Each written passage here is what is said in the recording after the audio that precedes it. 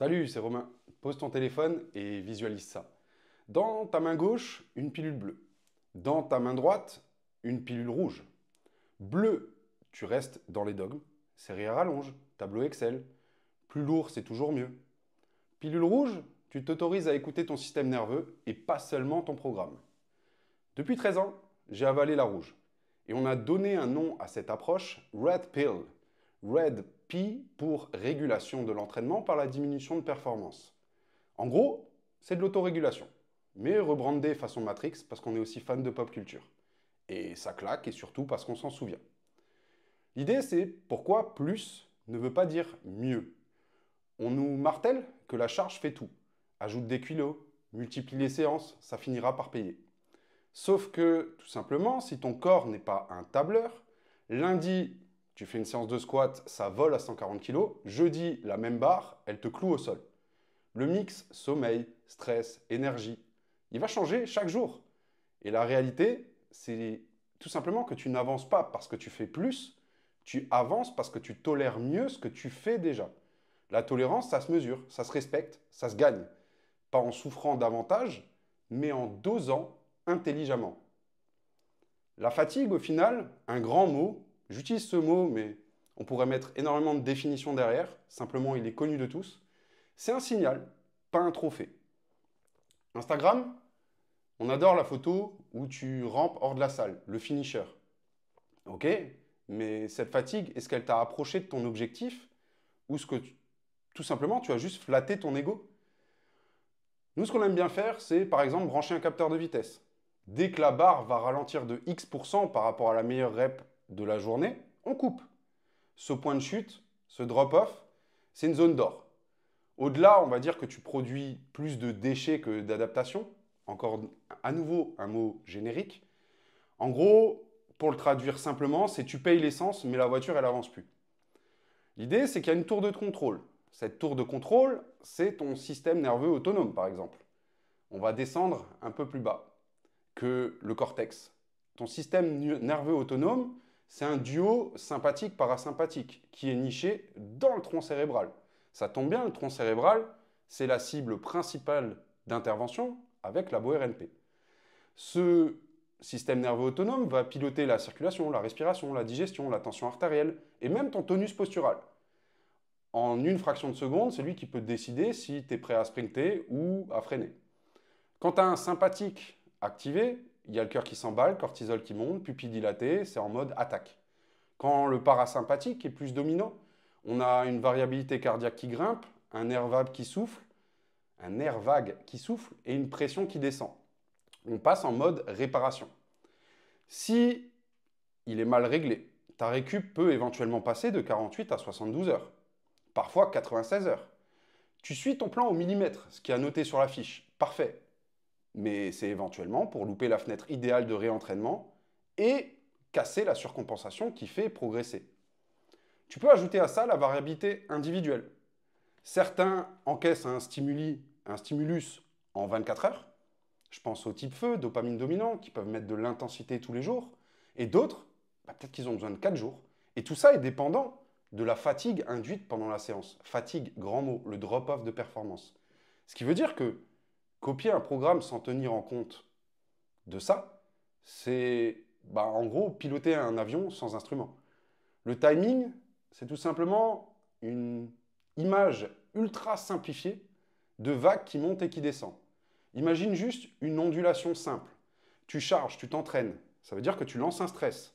Lancer ce stress va faire que tu fatigues. Le niveau va chuter. Tu laisses passer le creux.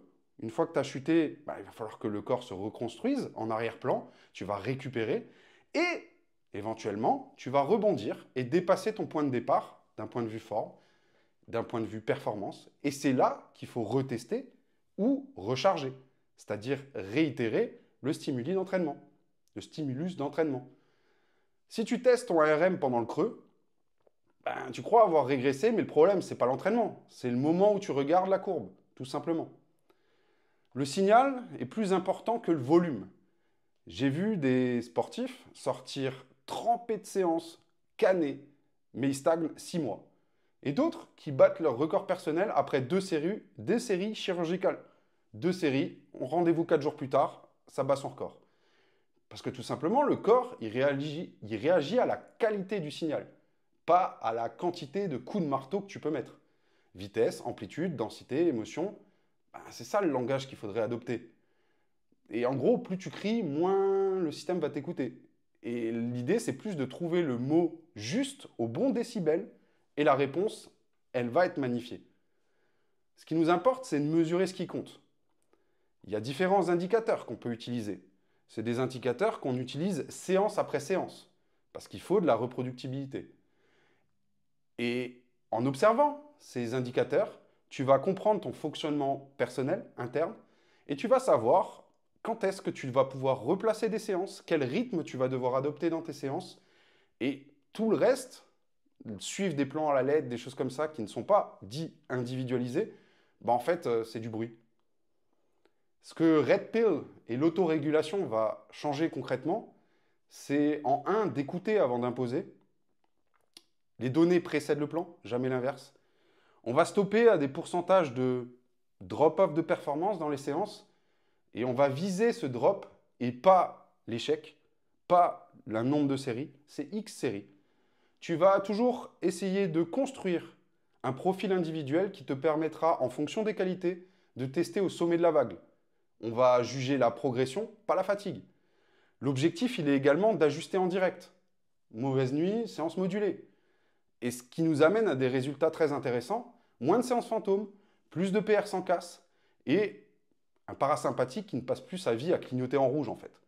Si tu ajoutes à ça de l'optimisation de l'existant, ce qu'on peut mettre en place avec RNP, ben on va éventuellement raccourcir ces temps de surcompensation, ces temps de récupération. Et on va avoir un système qui sera dit calibré, optimisé, pour enchaîner les signaux qui comptent pour progresser dans ta pratique. On a plein d'exemples par rapport à ça, plein d'exemples qui sont de sportifs avec des profils diamétralement opposés. Tu as des sportifs qui vont faire 2 séries tous les jours et tu vas avoir une progression tous les jours.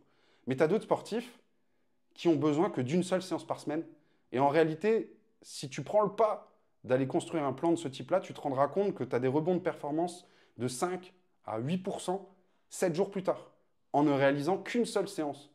Et c'est là où c'est intéressant, c'est là qu'on touche du doigt ce qu'on peut appeler l'individualisation. Pourquoi je te parle de tout ça? Parce qu'on voit trop de sportifs qui bossent dur, mais qui sont complètement déphasés avec leur système nerveux.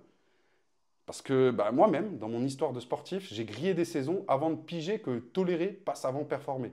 Et parce qu'une poignée d'entre vous cherche encore la loupe qui permet de tout simplement lire ces variables qui permettent ce qu'on appelle l'individualisation. En conclusion, je dirais que tu peux reposer la pilule rouge, retourner à ton split, cocher tes cases jusqu'à Noël, il n'y a personne qui te jugera.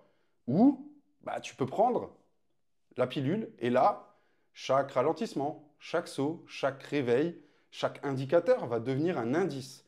Et l'entraînement va se piloter grâce à ces indices, à la loupe, et pas au marteau-piqueur. La différence, les bleus, ils jugent par travailler plus fort. Les rouges, ils savent qu'ils travaillent plus juste et en phase avec leur système. L'objectif, il est donc double. D'un côté, avoir une loupe qui nous permet d'aller mettre en place un plan de développement adapté au système, qui tient compte des cycles, qui tient compte des fluctuations et qui permet de revenir à chaque fois plus fort à l'entraînement. Et de l'autre, de l'optimisation du système nerveux, qui nous permet d'aller toucher, s'approcher du 100% du potentiel existant. Si tu veux aller plus loin, déjà laisse un like, laisse un commentaire sous ce podcast. Et on est disponible directement sur le compte Instagram LaboRNP. Tu peux venir discuter avec nous en MP. Ou alors moi-même, Romain Cacciavenda, sur ma page Instagram, Romain Cacciavenda. À très vite!